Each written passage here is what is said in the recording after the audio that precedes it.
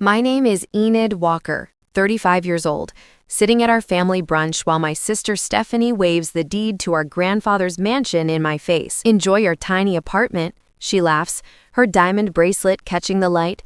My phone buzzes. Imperial Heights acquisition complete. All 98 luxury properties now under your control. I smile into my coffee, savoring the moment. Before I tell you what happened next, let me know where you're watching from. In the comments below, hit that like button and subscribe to join me for more stories about family secrets and sweet, patient revenge. Growing up in the shadow of Stephanie was like living with a permanent eclipse.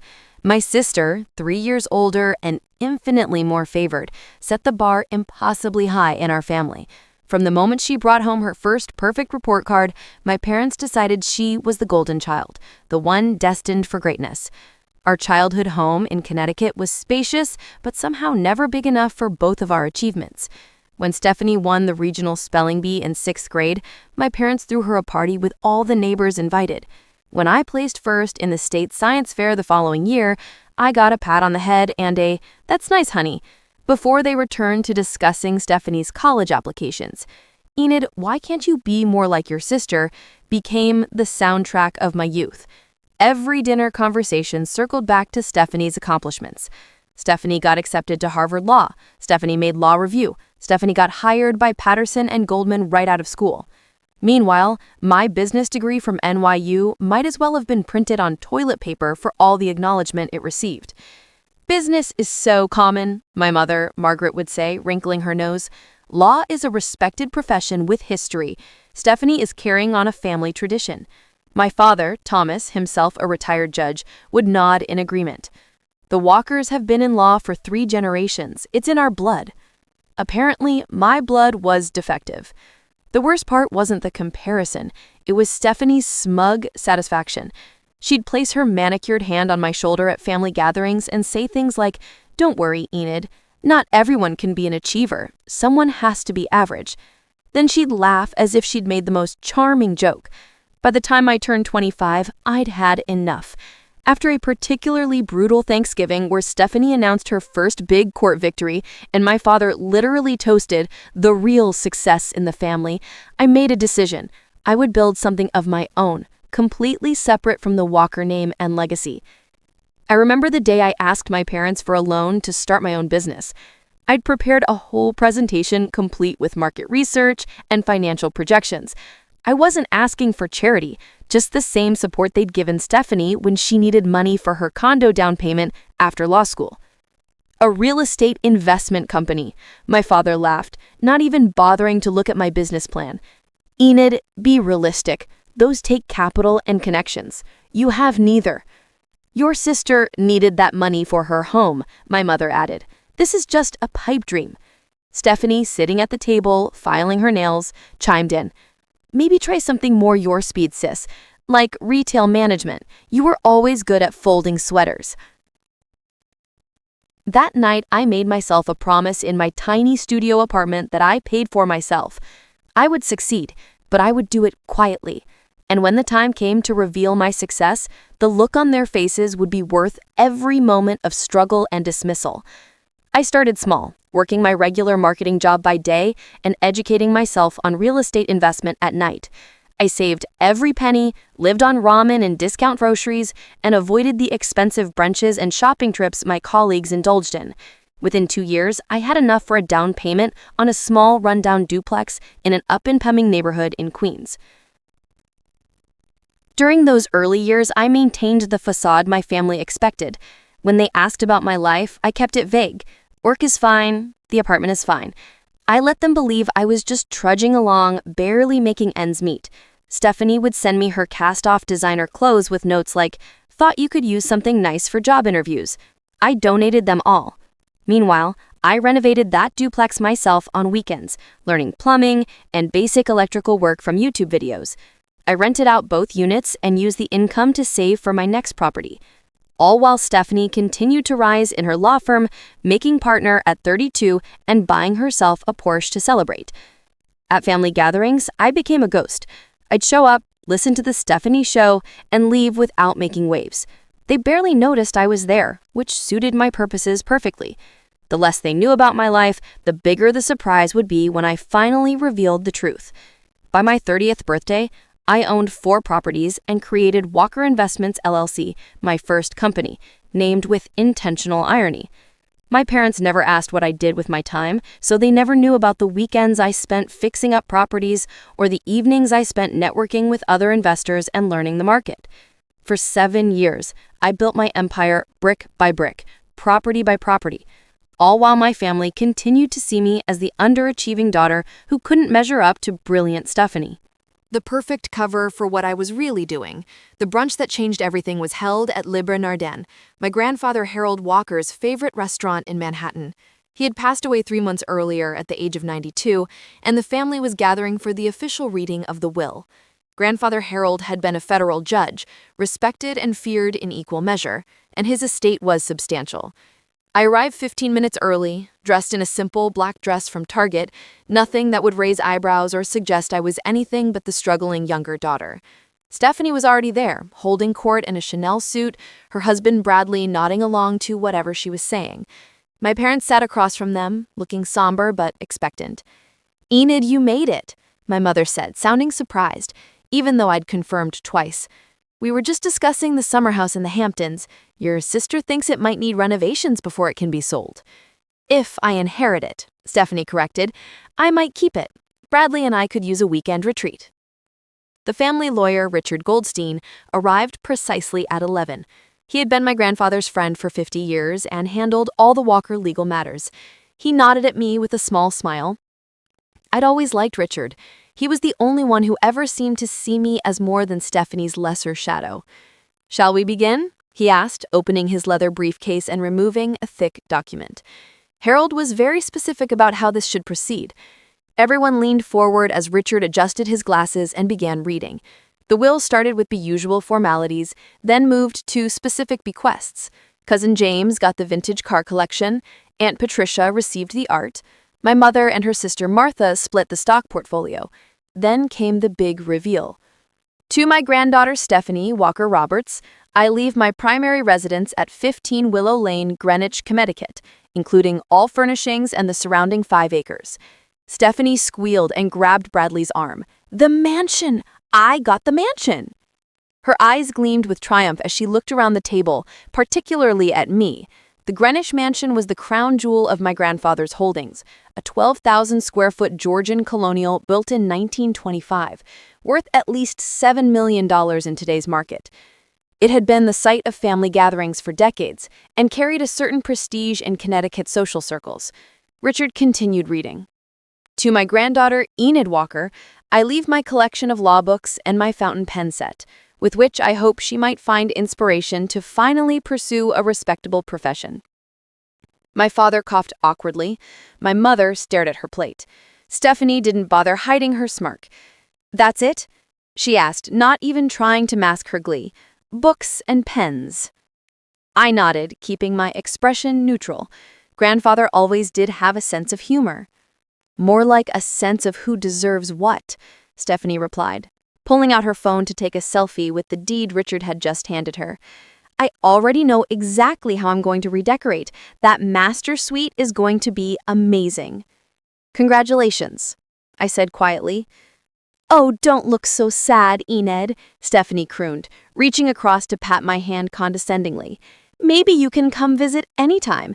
Maybe you can help clean, since you're so good at fixing up that tiny apartment of yours." My phone buzzed in my purse. I ignored it. "I mean, where do you even live now? That studio in Queens? Or did you downgrade to a closet in Brooklyn?"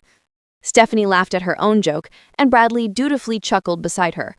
My phone buzzed again, insistently. I excused myself and stepped away from the table to check it. The first message was an email notification. "Imperial Heights acquisition complete. All 98 luxury properties now under your control. Final documents awaiting your signature." The second was a text from my real estate broker. "Jason, amazing news. Herald Square deal closed early. All 98 units now officially part of Imperial Heights Holdings Company. You just added $27 million to your portfolio. Champagne tonight." I took a deep breath and returned to the table, where Stephanie was showing our parents photos of the mansion's interior on her phone. This room will be perfect for entertaining clients. I can host fundraisers for the firm, maybe even a judicial campaign launch party for Bradley in a few years. Everything okay? My cousin Amanda asked quietly as I sat down. She was the only family member who had ever shown genuine interest in my life. Perfect, I replied, unable to keep a small smile from forming. Just perfect. Amanda looked curiously at me. You seem different. Happy? I am, I said, taking a sip of my coffee as Stephanie continued describing her plans for a grandfather's mansion. Very happy, indeed. 7 years earlier, I sat in my cubicle at Reynolds Marketing, staring at my computer screen but seeing nothing. It was my 31st birthday and no one at work remembered. No cake, no cards, not even a perfunctory happy birthday in the break room. At home, a single text from my mother waited. Stephanie just won the Patterson case, 7-figure settlement. Call your sister to congratulate her. I didn't call. Instead, I pulled out the dog-eared real estate investment book I'd been hiding in my desk drawer. Financial Freedom Through Property by Sarah Winston had become my Bible over the past 6 months. I'd highlighted nearly every page, made notes in the margins, and created spreadsheets based on her formulas for calculating potential returns. That night, I made a decision. I withdrew my entire savings, $23,000, and enrolled in Sarah Winston's weekend boot camp for aspiring real estate investors. It cost $5,000 I could barely afford, but it changed everything. Sarah was nothing like I expected. In her 50s, with silver-streaked dark hair and practical clothes, she looked more like a favorite aunt than a millionaire property mogul.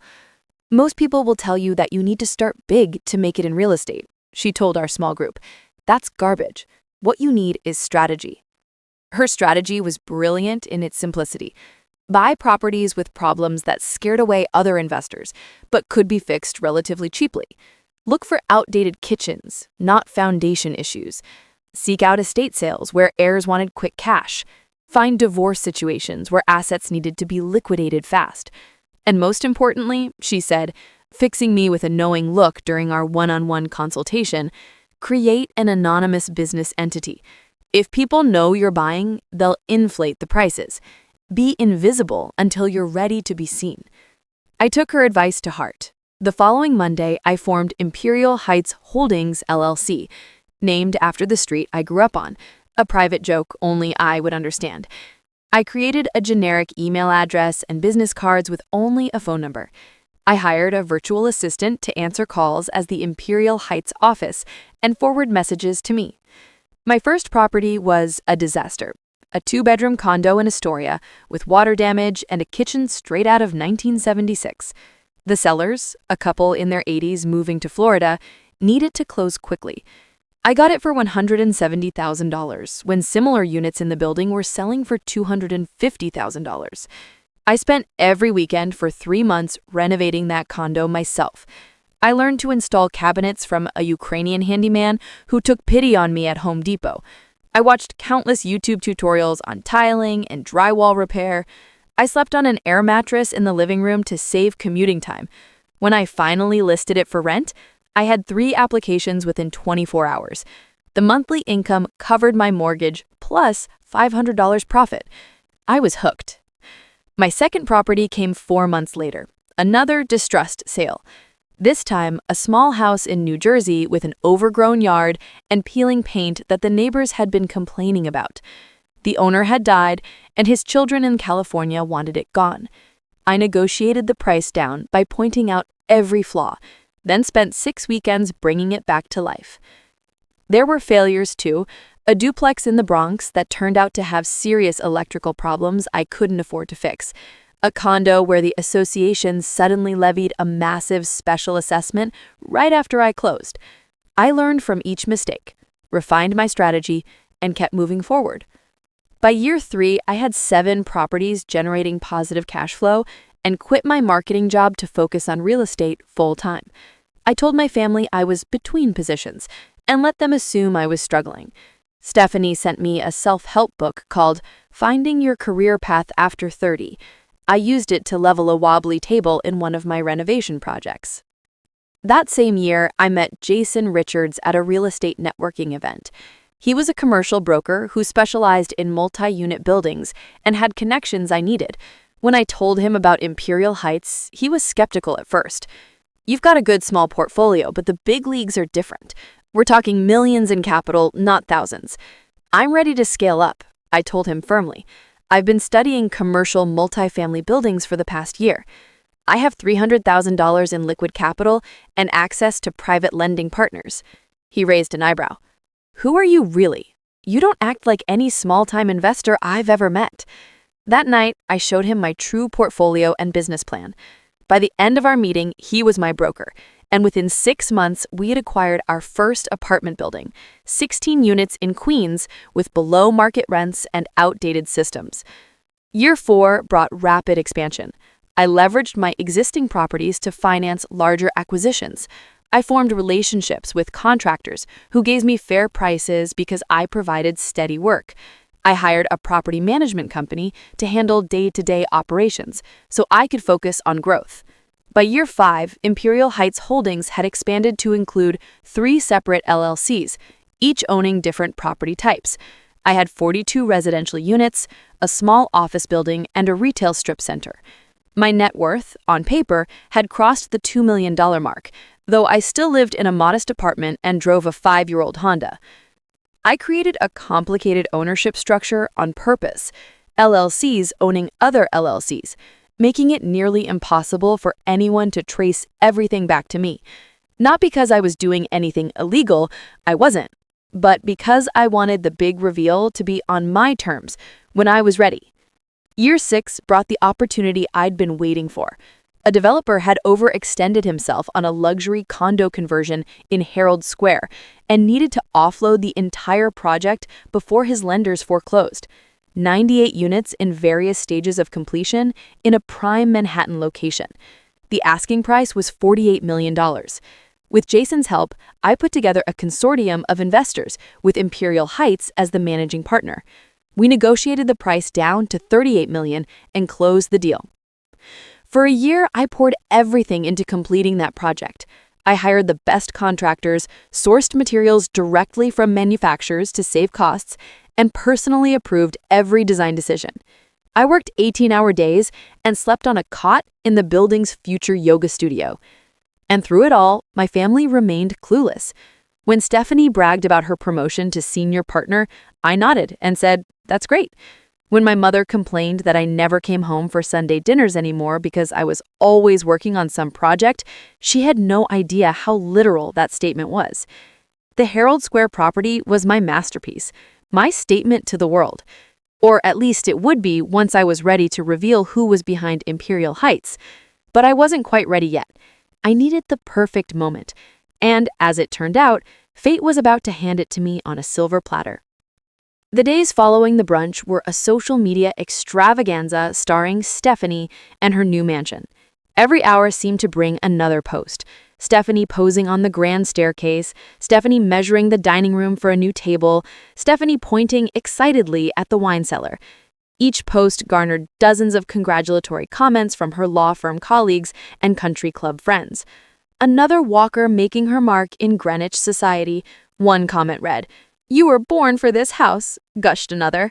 I scrolled through them while sitting in my true office, not the modest home office my family imagined, but the entire 20th floor of a midtown building that served as Imperial Heights headquarters. Around me, 12 employees managed operations, acquisitions, and finances for my now substantial real estate empire. "Miss Walker?" My assistant Rachel knocked on my open door. "The contractors need approval on the Herald Square penthouse finishes, and Jason called again about the celebration dinner." I closed Instagram and switched back to business mode. "Tell them I approve the Italian marble option, and tell Jason I'll meet him Friday at 7. 3 days after the brunch, my phone rang with Stephanie's ringtone, "Material Girl" by Madonna, which seemed fitting. "Enid, I'm having a small gathering at the mansion this weekend, just 50 or so close friends to see the place. You should come." Her voice had that familiar condescending tone, the one that said, "I'm including you out of obligation." "Thanks for the invitation," I replied, keeping my voice neutral. "What time?" 6 to 9 on Saturday. Wear something nice." She paused. If you need to borrow something, I can set aside a few options for you. I bit back a retort. I'll manage. Great. Oh, and I wanted to ask, do you know anything about maintaining these old houses? There's a weird water stain in one of the bathrooms, and the kitchen makes this strange humming sound. I did, actually. I'd renovated 3 pre-war buildings in the past 2 years and had become something of an expert on old home infrastructure, but I decided to play dumb.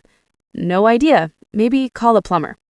Ooh, they're so expensive. I thought since you're always doing little DIY projects in your apartment, you might have some budget fix. I almost laughed. My little DIY projects had evolved into managing multi-million-dollar renovations, but she still saw me as someone who couldn't afford professional repairs. Sorry, can't help, I said. See you Saturday. That evening, my parents called. I braced myself for the usual Stephanie-centered conversation and wasn't disappointed. Your sister is doing such amazing things with the mansion, my mother gushed without even saying hello. She's keeping all the historical elements, but modernizing in just the right ways. That's nice, I said, reviewing contracts for a new property acquisition while half listening. She mentioned you're coming to the housewarming, my father chimed in. Good. Families should stick together. I wouldn't miss it, I replied. You know, he continued, Stephanie might need some help managing the property. It's a lot of responsibility for someone with her busy career. Maybe you could assist her since you don't have as much on your plate. I nearly choked. If only he knew that I managed properties worth over $70 million and had a staff of property managers reporting to me daily. I think Stephanie can handle it. She's always been the capable one, right? Of course, but everyone needs help sometimes, my mother said, and it would give you something meaningful to do. There it was, the assumption that my life lacked meaning because it didn't follow their prescribed path.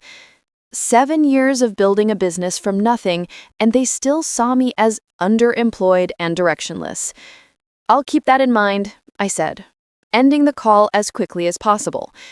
Saturday arrived and I decided to make a statement.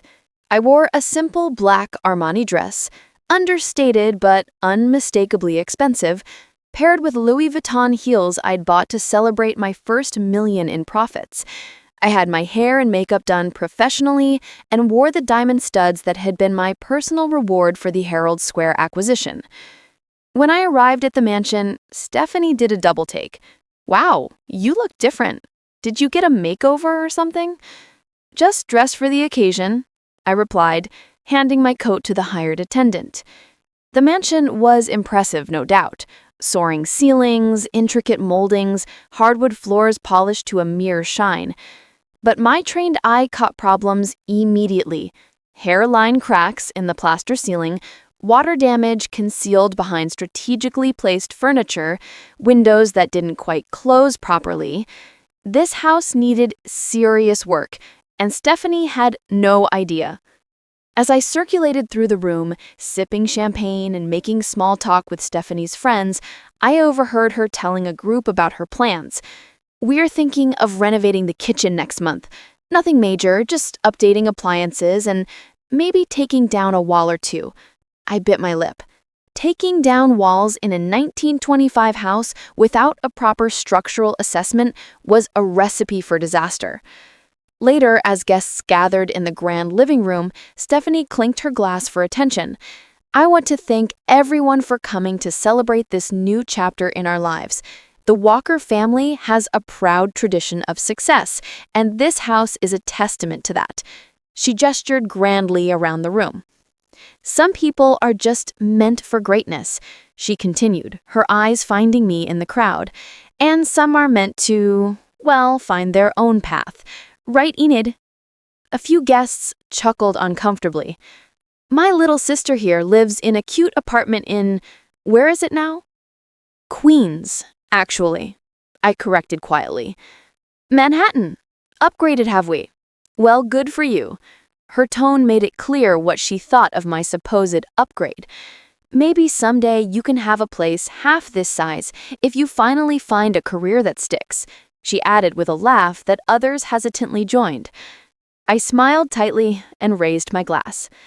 To finding your path, I said, meeting her eyes.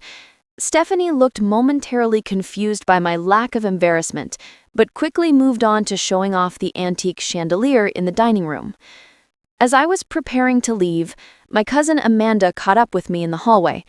That was uncomfortable. Stephanie seems even more insufferable than usual tonight. I shrugged. She's always been that way. Amanda studied me closely. You seem different lately, more confident, like you know something the rest of us don't. I smiled enigmatically. Maybe I do. Care to share? Not yet, I replied, gathering my coat. But soon, very soon. 1 month after the reading of the will, the family group chat exploded with messages. Stephanie was in crisis mode. Emergency family meeting. My house tonight, 7 p.m. Mandatory. I arrived exactly on time to find my parents already there, sitting stiffly in the grand living room that now had visible water stains on the ceiling. Stephanie paced back and forth, her face tight with stress. "What's going on?" I asked, taking a seat on the antique sofa. "What's going on is that this house is falling apart. The inspector just left. Do you know what he said? Do you?" Without waiting for an answer, she continued. $750,000. That's what it will cost to fix the foundation issues. Another $300,000 for the roof. The plumbing is original to 1925 and needs to be completely redone. The electrical wiring is a fire hazard. She collapsed dramatically into an antique chair.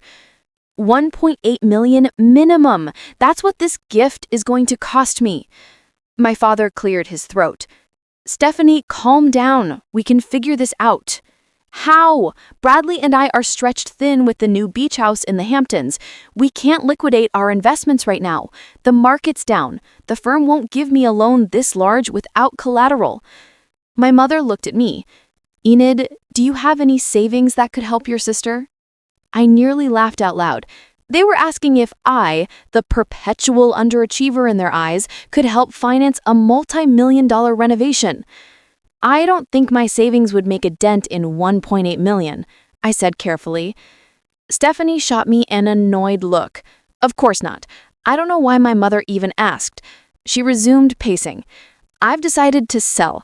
I talked to a real estate agent yesterday. She thinks we can get $6.5 million as is, which is less than it's worth, but would let me walk away clean." "Sell grandfather's house?" My father looked shocked. "But it's been in the family for generations. What choice do I have, unless you're offering to pay for the renovations?" My father fell silent. "The agent already has a potential buyer, some big development company that's buying up properties in Greenwich. Imperial something?" My heart skipped a beat. "Imperial Heights?" I asked, keeping my voice casual. "Yes, that's it. Imperial Heights Holdings." Stephanie looked at me in surprise. "How did you know?" "I've heard of them," I said with a shrug. "They're active in the New York market, too." "Well, they've expressed serious interest. My agent is bringing their representative over tomorrow to see the property." She sighed dramatically. "I never thought I'd have to sell grandfather's legacy." "Who is this Imperial Heights company anyway? I've never heard of them." "They're quite successful," I offered. "They own properties all over the East Coast." "How do you know so much about them?" Stephanie asked suspiciously. Before I could answer, the doorbell rang. "That must be Jason," Stephanie said, heading for the door. "The broker from Imperial Heights. He's early, but I told him to come by if he had questions before tomorrow's official showing." My pulse quickened. Jason. My Jason. This was not how I had planned for my family to find out, but perhaps the universe had its own timeline. Stephanie returned with Jason in tow, and I saw his eyes widen in shock when he spotted me sitting in the living room. "Enid," he said, clearly confused. "What are you doing here?" "You two know each other?" Stephanie asked, looking between us. Jason looked at me uncertainly. Yes, we've worked together on several projects." "Really?"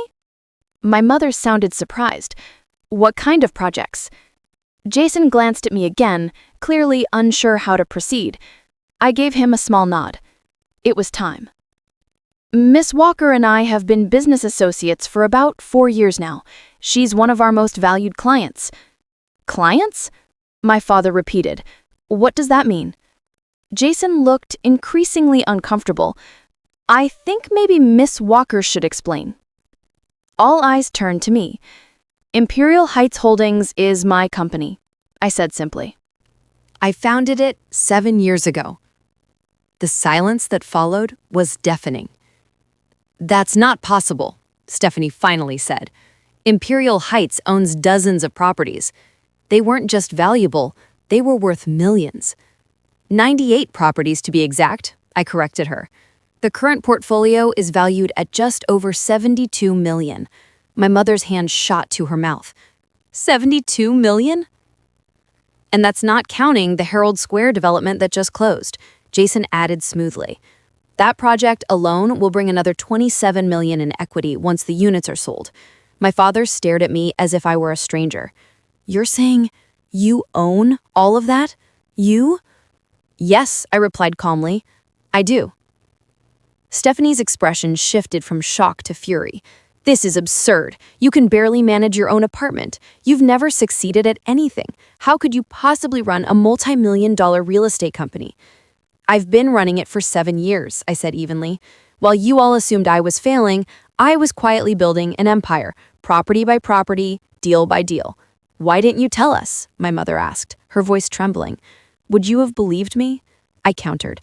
When have any of you ever believed I could succeed? The silence that followed answered for them. This is some kind of trick, Stephanie snapped, her voice rising. You're lying. It's not really your company. You're just an employee or something. Jason cleared his throat. I can assure you, Miss Roberts, your sister is the sole owner and CEO of Imperial Heights Holdings. I've personally witnessed her build the company from its first purchase to its current portfolio. She's one of the most respected developers in New York. Stephanie flushed crimson. So what? You've been pretending to be unsuccessful, living in a tiny apartment, driving an old car, letting us believe you were struggling? Who does that? Someone who needed to succeed on her own terms, I answered quietly. If I had told you, you would have taken over, dismissed it, or found a way to minimize it. I needed to create something undeniably mine. My father stood, his face pale. All this time we were worried about you? You weren't worried, you were disappointed. There's a difference. The room fell silent again. Finally, I turned to Stephanie. About the mansion, Jason's right. Imperial Heights wants to acquire it. But now that you know the company is mine, do you still want to sell to me? Her laugh was brittle. Sell grandfather's house to you after all this? Absolutely not. It's not deception to keep my business private, I said calmly. And this is simply a business deal. You need to sell because you can't afford the renovations, and I'm offering market value. Market value? She scoffed. This house is worth $8 million at least. Not with foundation damage, outdated wiring, and failing plumbing. Jason, your assessment. Jason cleared his throat. Based on the inspection report and comparable sales, $6.5 million is a fair number for an as-is transaction. My father's lawyerly instincts stirred. Enid, you mean to say you built this empire in secret for 7 years while letting us think you were barely scraping by? Yes, I said simply. But why? My mother asked softly. Why hide your success from us? Think about it, I said, meeting their eyes. When did you ever support my ambitions? When I asked for a startup loan, you laughed. Dad called it a pipe dream. Mom, you said I wasn't cut out for business. And you, Stephanie? You told me to stick to folding sweaters because that was more my speed.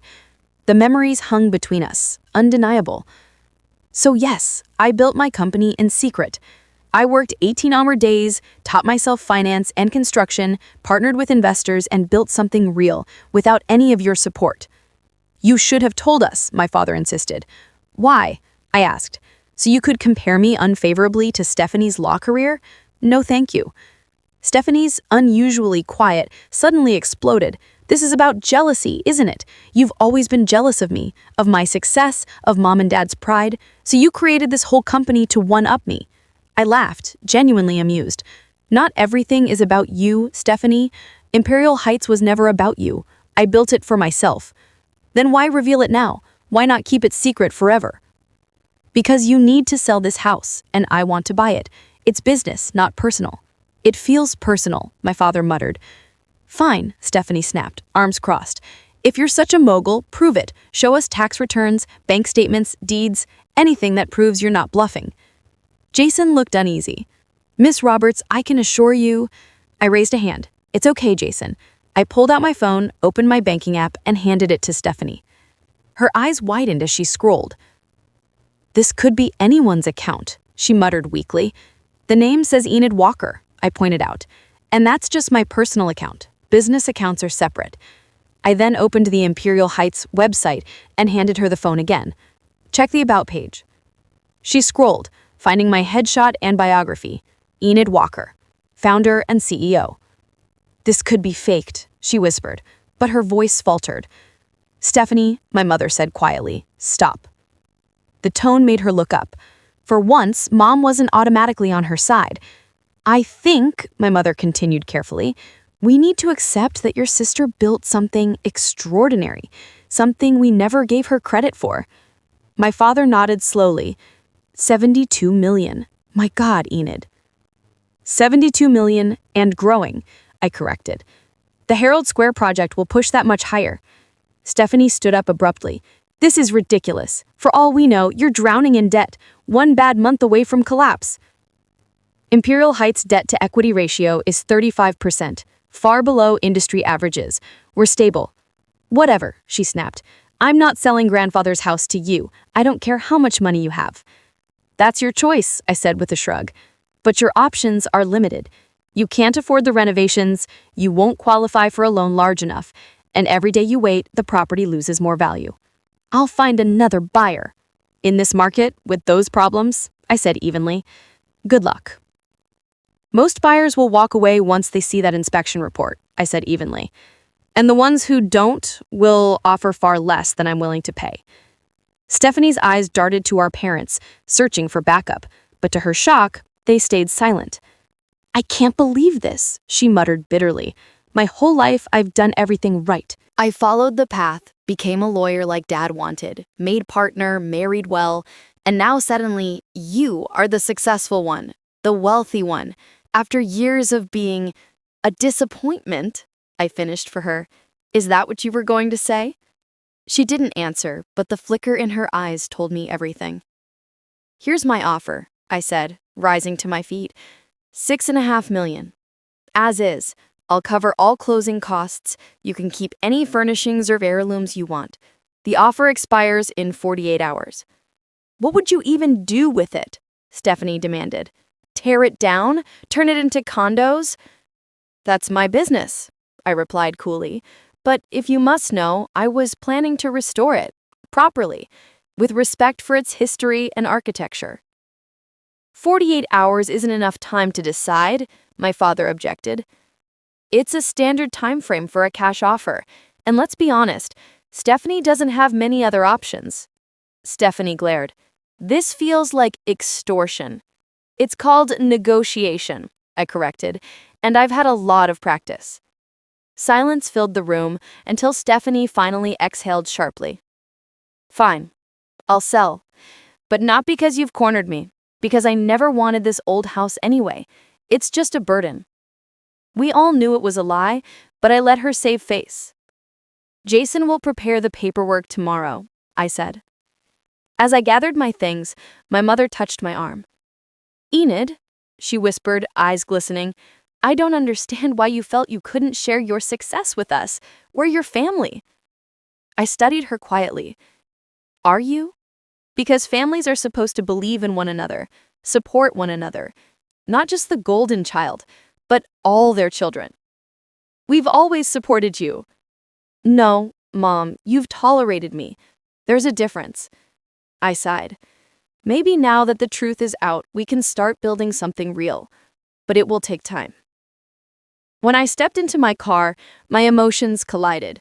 Satisfaction at being acknowledged, sorrow for years of distance, a fragile hope for change. But above all, I felt free. The secret that had fueled me and constrained me was finally gone. From now on, I would live openly as who I truly was. Enid Walker, self-made millionaire, CEO of Imperial Heights Holdings. 6 months flew by in a blur. The purchase of my grandfather's mansion closed without drama, though Stephanie barely spoke to me throughout the process. My parents wavered between guilt-ridden apologies and lingering disbelief. I gave them space, choosing instead to focus on my company and the mansion. The first time I walked its halls as its rightful owner was surreal. For years, this house had symbolized status, heritage, exclusion. It was deemed too good for me.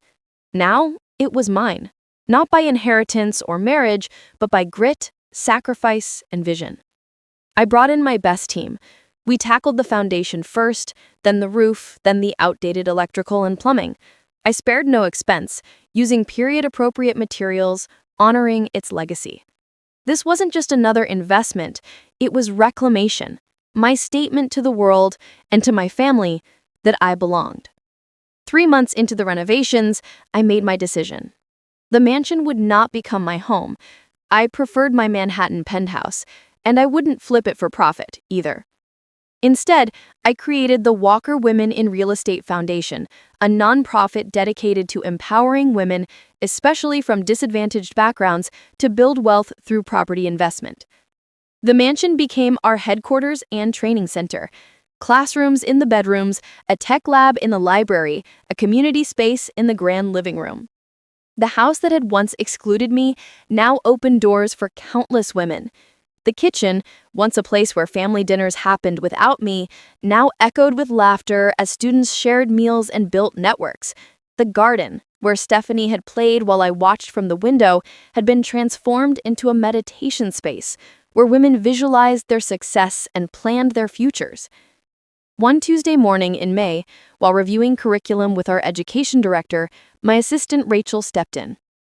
"Your mother is here," she said softly. "No appointment. She seems upset." I found her standing in the foyer, looking small beneath the sweeping staircase. "Mom?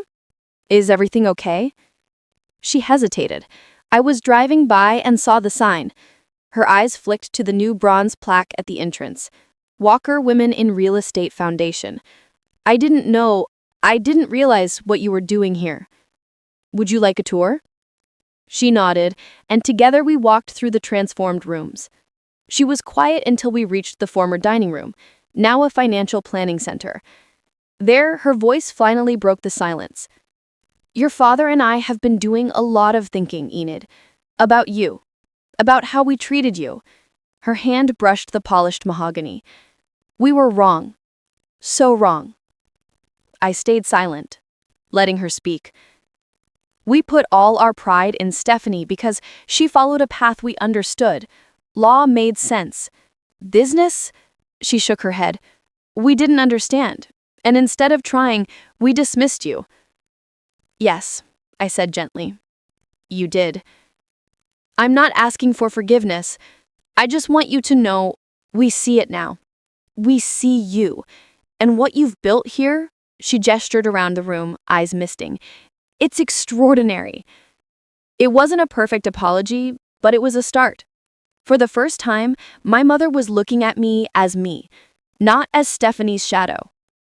Dad wanted to come too, but you know how he is, with admitting he's wrong. I smiled faintly. "I do."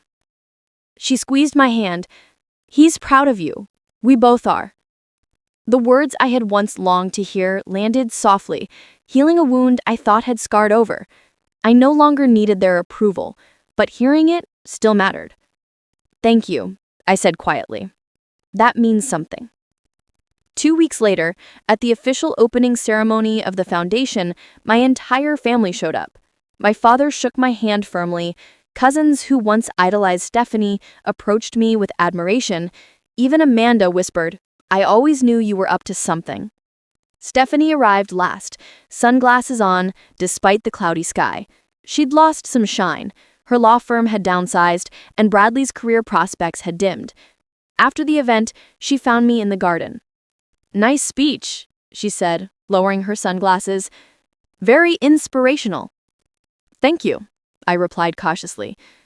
She sighed, sitting on a stone bench. I've been thinking about why I always tried to cut you down.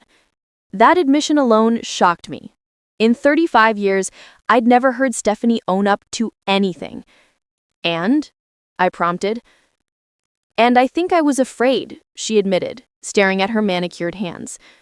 Afraid that if you succeeded, it would make my accomplishments feel smaller, like there was only room for one successful Walker daughter. There's always been room for both of us, I said gently. She nodded.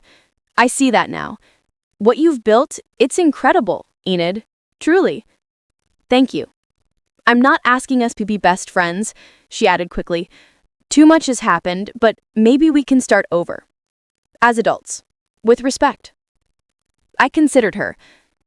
The hurt of decades couldn't vanish in a single conversation, but carrying resentment had no value either. A fresh start, I said finally. She smiled faintly, then walked away. As I remained in the garden, memories swirled. 7 years of relentless work, of being underestimated, dismissed, and doubted. 7 years of turning rejection into fuel.